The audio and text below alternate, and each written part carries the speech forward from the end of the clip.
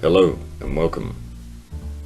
I want to talk in this video about the current dialogue occurring between a voice for men and men going their own way at present. There was a quote by Plato that stated, "We can forgive a child who is afraid of the dark, but the true tragedy of life is when men are afraid of the light." We all have a perception of reality, and that perception shapes and drives our experiences. And so in turn, we act in ways consistent with these beliefs, and this becomes a self-fulfilling prophecy. So even in the face of the undeniable, a person will still maintain their stance. They won't back down, and there's many factors driving this. Yet the way in which we've evolved, in evolutionary terms, our rate of survival was dependent on being part of the tribe. So it makes sense to associate with others who share our perspective, politically, socially, whatever. But it can lead to an interdependence and an avoidance of reality.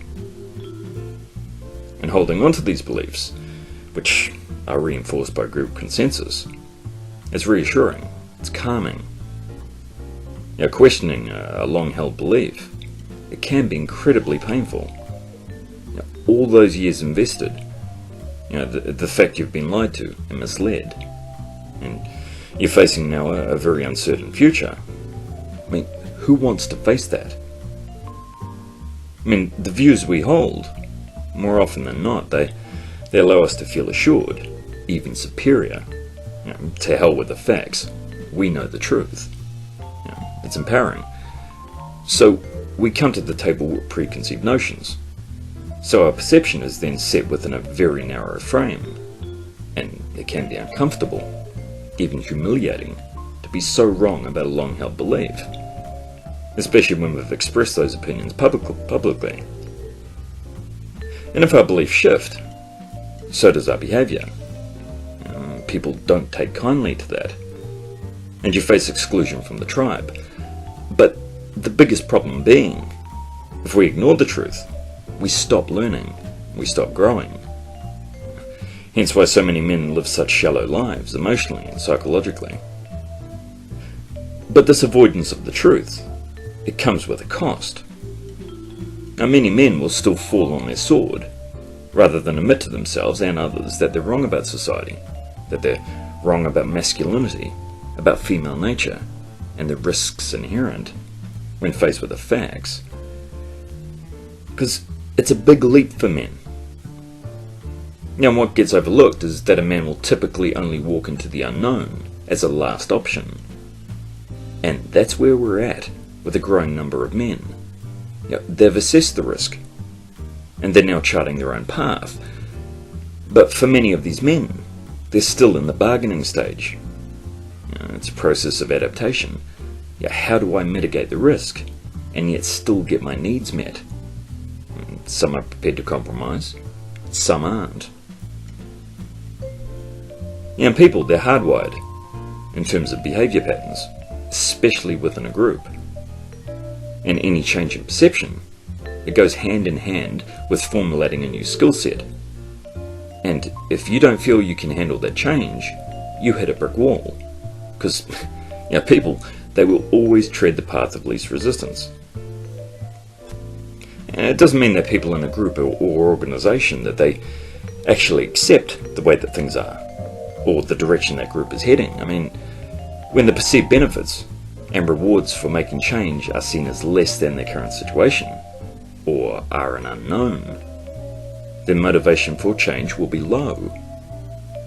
It doesn't mean that they agree with the choices that that group is making, or the direction they're taking. It just means they passively accept it. It's just easier.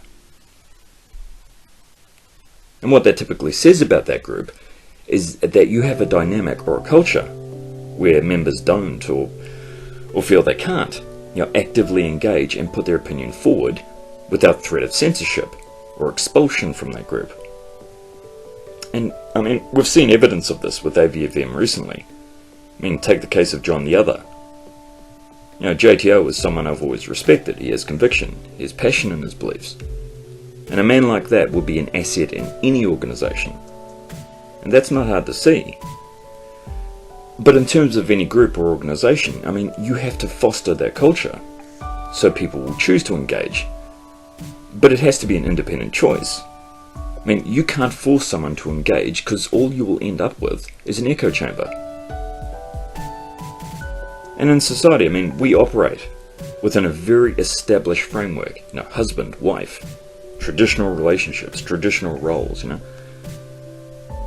But as people, I mean, we need to understand.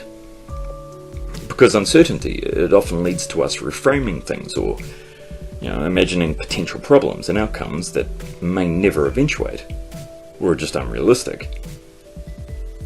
And many men, I mean, they aren't prepared to sacrifice instant gratification. They aren't prepared to forgo ego validation, I mean, it's easier just to get that blowjob and that pat on the head and ignore reality. But when men feel in control of change, I mean, their resistance diminishes. They stop imagining the outcome, and they start managing the outcome. And all of this works against our natural instinct for self-preservation and survival. Because a man going his own way, he can't depend on the tribe, and is viewed as a liability and a perceived threat. I mean, we all want to be accepted, even just so we can avoid conflict. And we all desire an identity. However fluid that identity may be or is deemed to be, it's still a definition we align ourselves with.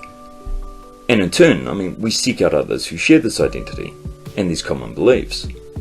So it's still tribal instinct. It's still base survival instinct. And when a perceived threat appears, we see the survival instinct in play. And we're seeing this with MGTOW and AVFM presently. Rallying of support and voicing of perspectives from both sides. And like any group, I mean, there's always going to be pressure to agree. And fear of rejection is so strong that most of the time the dissenters, they just end up agreeing with the majority opinion, just to remain in the group and not rock the boat. So if you look at it, men in marriage, men in cohabitation, and regardless of your viewpoint on these issues, as a man you are on your own, and it's your choice to make, and the consequences are yours and yours alone. But if we avoid the facts, if we stay silent and don't speak out and educate other males, then men and boys will keep exposing themselves to these risks. So it takes a change in perspective, else we just continue to search for cues of reinforcement. Now I can understand, the truth hurts. You go to the doctor, I mean, many would rather avoid a diagnosis of terminal cancer rather than hear it. I mean, if you have no say in the outcome of that diagnosis, it's simply easier to convince yourself that everything will be okay. The majority of people, they might not have the ability to cope in such a situation, or fear they don't, so they run from the truth. But doing an honest appraisal of ourselves and the world we live in helps us to redefine hope, even if cure is not possible. I mean, you have to change your point of view in order to change a core belief. But I mean, ultimately, there was bound to be this rift between MGTOW and AVFM. And the question many have at present is, why is AVFM gunning so hard after men going their own way? And, I mean, it's essentially because they're wrestling with the same issue. Their identity is in danger, the road is too uncertain, and they're still hanging on to the past, but this is a necessary transition, because it's simple awareness, and a logical reaction to that awareness.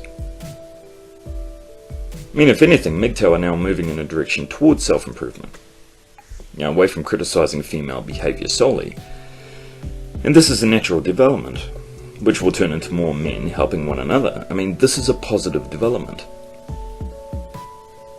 And those from AVFM, they may be prepared to compromise and conform, by assuring themselves that they can mitigate the risks. And I can understand why they would want to believe that. Because men, I mean, they feel this pressure to conform every day. Even simple things that cause a lot of aggression to be directed at you. Me myself, I don't drink. Primarily because I'm in the gym at 6 a.m. nearly every morning, and I enjoy training. And I'm methodical about my diet, so I'm not prepared to compromise. But that's just one example. I mean, if you step outside the box, people become aggressive. And a man exposes himself to that risk at every turn if he goes against the norm. And perhaps because you bring others to a place where they have to face some uncomfortable truths about themselves. I mean, it's not easy to go your own way. You have to be able to weather the criticism.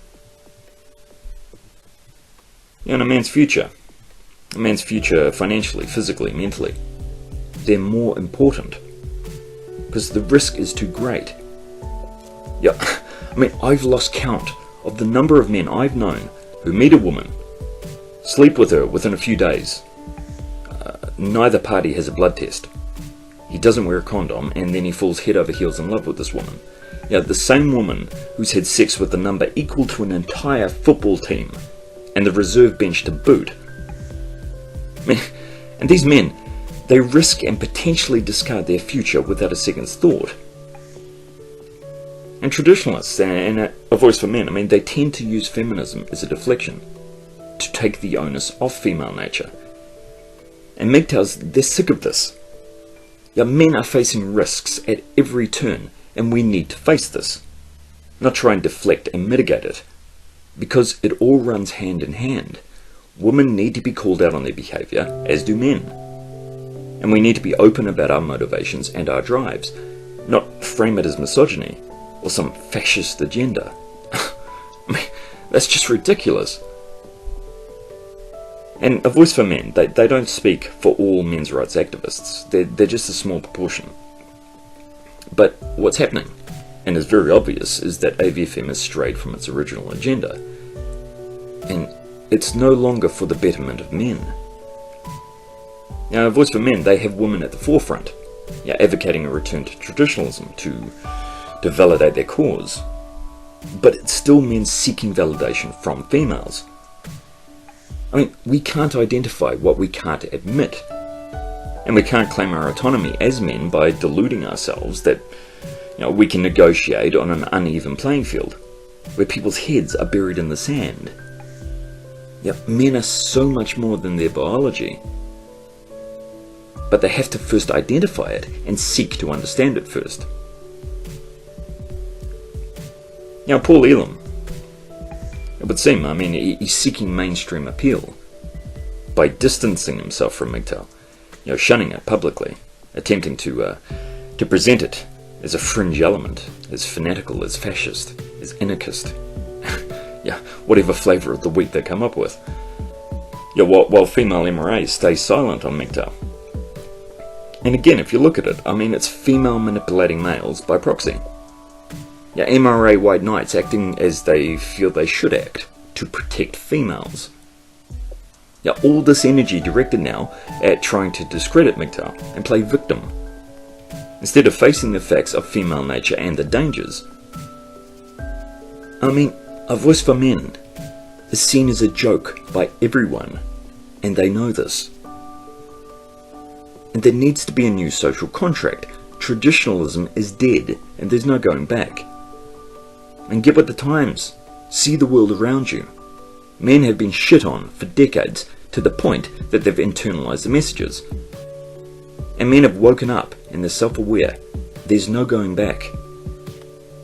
A voice for men has achieved nothing. And there's no shame in that. But what needs to follow is awareness, introspection and strategy, not backsliding. And AVFM now, you can see it, they're trying to rebrand. But they can't do that with MGTOW calling them out. Hence their attempt to control the dialogue. And from what I hear, I mean, Paul Elam, he's authoring a book on MGTOW. And it goes to say it's the wrong approach. I mean, you want to write a book, go to the source, extend your hand. MGTOW's views on women, I mean, they may seem harsh to a politically correct ear, but what do you expect after decades of anti-male bias and discrimination? I mean, it's a natural reaction, and it's a preservation strategy. I mean, yes, it's reinforcement, but it's reinforcement with a purpose. And the persecution is increasing, so expect more of it. And I've yet to see any anger directed at women by MGTOW on a level that AVFM is describing, or any trace of violence. Which goes to show the integrity and the level of self-awareness that these men have, and how they value their freedom. I mean, these men, they're focusing on advancing their own lives, and how to preserve their rights and their well-being. So Elam, I mean, he went about it the wrong way. Now, instead of extending his hand, he attacked, after MGTOW called AVFM out. And Paul, I mean, he's from the therapeutic field, and he knows better. And there's a lot of intelligent men in AVFM. Men who have written books on male self-help and others. They know full well this is not the tack to take to helping and empowering men. And that's perhaps why many in that group are silent. They're just conforming with the group. And these were the same men who were so vocal leading up to and after the conference. But the question is now, do they feel cheated? So, instead of attacking other men and deflecting the facts, Paul, why not do an honest analysis of where AVFM is at now and what you wanted to achieve when you first founded the organisation? I mean, there must have been goals you wanted to achieve. Simply because you haven't achieved results, it doesn't mean you have to stray from your original mission and sacrifice men in the process. Narrow it down, refocus. What is it you originally wanted to achieve, Paul? Define it. I don't know what sacrifices you have made over the years, but I imagine they were substantial. I mean, are you willing to disregard your original goals to appease the public opinion? I mean, I'm in no way minimizing your sacrifices, far from it. But this isn't being interpreted as advancing the rights of men, but rather betrayal. I mean, aligning yourself with traditionalists while denigrating MGTOW and attempting to control the dialogue and reframe MGTOW. It's arrogance in the extreme. Humility can be a very powerful thing, and in a time like this, I would advise it may be the best step forward. And for those men standing behind you, it's time you let your voice be heard.